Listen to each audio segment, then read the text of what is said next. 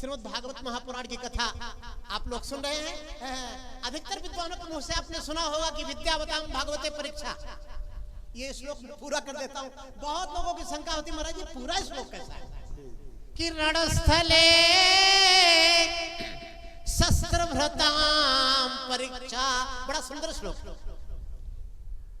हुतासने हाटक संपरीक्षा।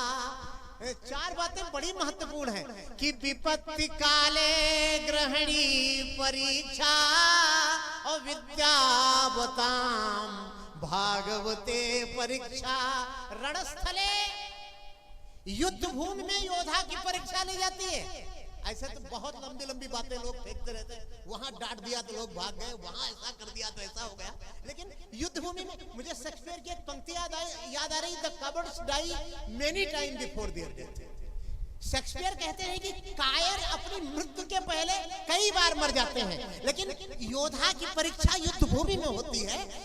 हुतासने हाटक सम परीक्षा, सोने की परीक्षा अग्नि में तपाने के बाद होती है। और तीसरा नंबर बहुत महत्वपूर्ण है, विपत्ति काले ग्रहणी परीक्षा।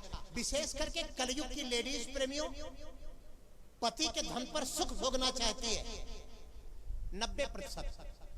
10% जो भारतीय नारी है, जो धर्मपरायण है, जो कह दे पति से कि तुम मेरे पीछे चलो। एक ऐसा समय भी आता है कि पत्नी पति के आगे आगे चलती है। श्रीमद् वाल्मीकि रामायण का वो श्लोक हमें कभी भूलता नहीं। भगवती सीता ललकार कर भगवान 42वां सर्ग श्रीमद् वाल्मीकि रामायण, यदि तुम प्रस्तुतो दुर्गम पनमत्तैव राघव अग्रतस्ते गमिष्यामि मृदगंती कुशकंटकान।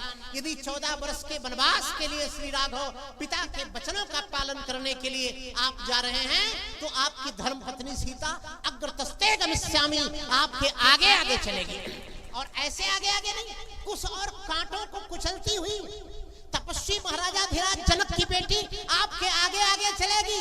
तो विपत्ति काले ग्रहणी परीक्षा, जब संकट का समय आए तो पत्नी की परीक्षा होती है। और जिसको विद्या का बड़ा अहंकार है ना, विद्यावताम भागवते पर, उसकी परीक्षा अलग नहीं भागवत में होती। ब्रह्मम पादमम वैष्णवम च शैवम भागवतम तथा मार्कंडे पुराण में लिखा है। पहला ब्रह्म पुराण, दूसरा पद्म पुराण, तीसरा विष्णु पुराण, चौथा शिव महापुराण, पांचवा श्रीमद् भागवत महापुराण, छठवां ब्रह्मनारदीय, सातवां मार्कंडे, आठवां अग्नि, नौवां भविष्य, दसवां ब्रह्म वैवर्तम और 11वां नरसिंह, 12वां 13वां जो पुराण है स्कंद पुराण, वो 18 पुराणों में सबसे बड़ा है। 81,100 श्लोक है। 14वां कूर्म, 15वां वामन, 16वां मत्स्य, 17वां गरुड़ और 18वां ब्रह्मांड।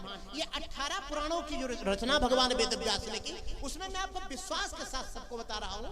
बहुत ज्यादा समय नहीं है, महाराज जी ने कहा 10 मिनट, तो हम 10 मिनट के भीतर ही मैं बोलने नहीं आया जी, क्या बोलूंगा इतनी देर। हाँ, मैं तो ऐसे चला आया था आनंद में। भागवत जितने कठिन श्लोक, मैं आपको सही बताऊं, संस्कृत का थोड़ा जानने वाला बिना टीका देखे अन्य पुराणों का अर्थ समझ जाएगा, लेकिन इसका नहीं समझ सकता। बोले भागवत भगवान की